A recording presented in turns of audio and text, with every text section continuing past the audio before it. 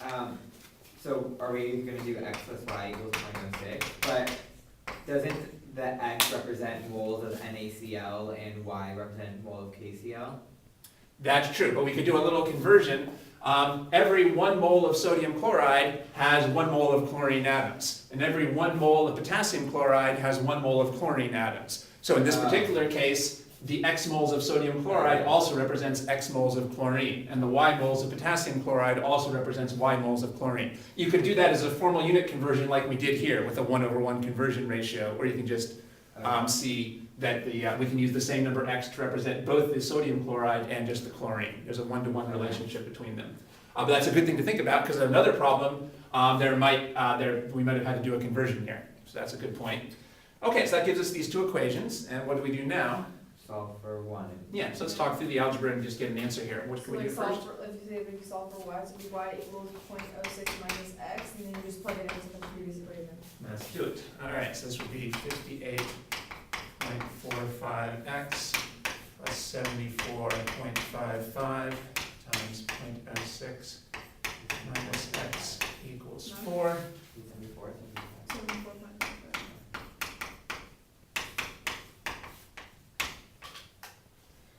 And we leave the 4 grams still in grams? Yeah, because it's all in grams. Because we've already made the conversion into grams over here. Remember that we already worked out how to convert the moles into grams. That was the step that we did up here.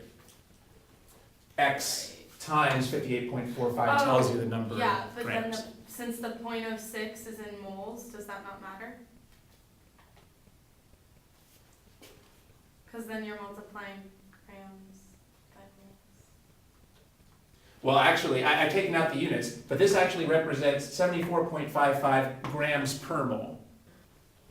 And when you multiply that by moles, you'll end up with grams, Okay. which is what we want. So maybe it might have been better if I'd left all the units in, so that you can see that the units are still all going to cancel here. But we already worked out up here that this is the form of the equation that gets everything to work out in grams on both sides. Okay.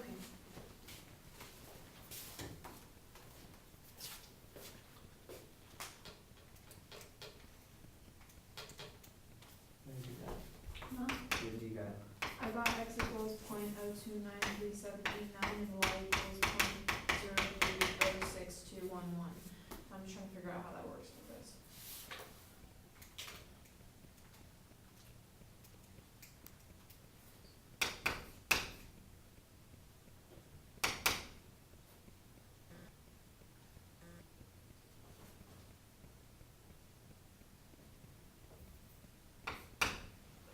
You really didn't need to find both, I mean, you don't really need to find the moles of potassium chloride, did you? Because they're only asking for sodium chloride. Yeah, well, so we might not need to actually find y. That's true. Okay. I'm making a mistake here. So.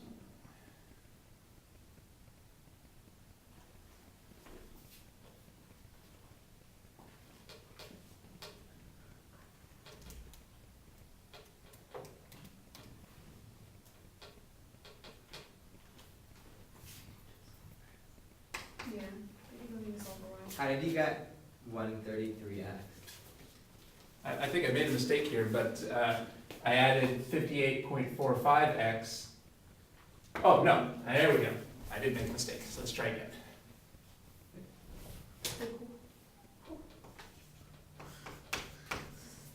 So wrong. This is in grams. No. Yeah, because we changed all those. So you were going to be less with grams per mole. Not less. No, but the moles cancel out. Yes, what if you do moles? I don't know. That was the smartest thing I've done. Maybe that's why you just go for moles. Grams, that doesn't make sense.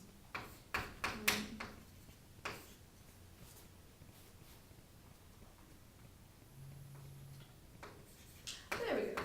So I got x as 0.03 moles. So that's what you guys are getting? Yeah. 0.03 moles? Mm-hmm. Yeah, okay, good.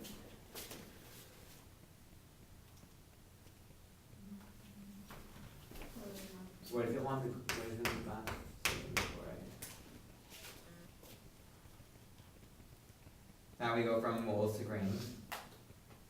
Right?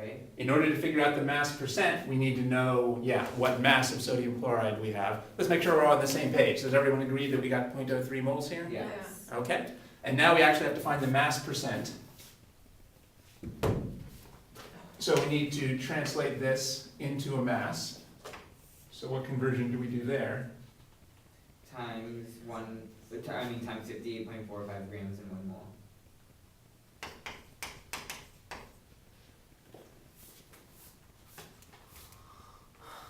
You get it? Wait, it's moles or grams? Because now I'm getting confused. The X is in moles. Yeah. Because you're trying to find the moles, aren't you? You're not trying to find the grams. You find So- percent by math. What is the mass percent? It's percent, final answer. Oh. X and Y were in moles because that's just how we defined them. We defined X and Y as the number of moles. So we figured out that we started with 0.03 moles of sodium chloride. However, the question was asking for the mass percent. So now that we know the number of moles of sodium chloride, we need to convert that into the number of grams of sodium And chloride. divide that by 4. 'Cause That's right, that's right.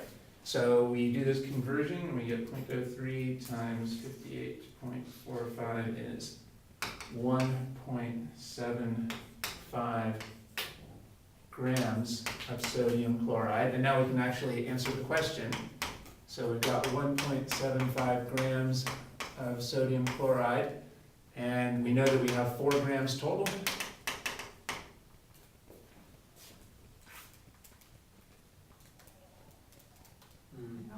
I got 40, yeah, I got 43 point, 438. You have to times by 100. Yeah, but so you get 43. 423. Okay, so what's the correct That's answer?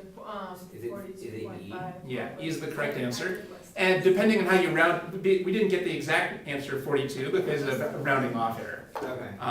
So the instructor should notice that the choices are fairly spaced out. They should space them out enough so that there can be some rounding off error. So we did everything correctly, and within rounding error, we got the right answer, which is choice C.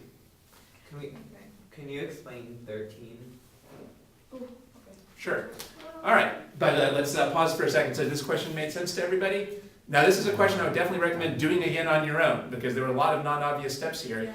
This was hard. When we did a question similar to this yesterday, and I couldn't see how to do it. And the basic thing that was messing me up is I didn't expect that we were going to have to set up 2 equations and 2 unknowns and then do algebra to solve this. I didn't see many problems like that. So you have to keep in mind here that the helpful thing is to set up these 2 unknowns, X and Y moles, and then just try to get the 2 equations. And the hard equation here was relating the sources of chlorine to the output of chlorine. That was the equation that gave us some difficulty putting all these things together.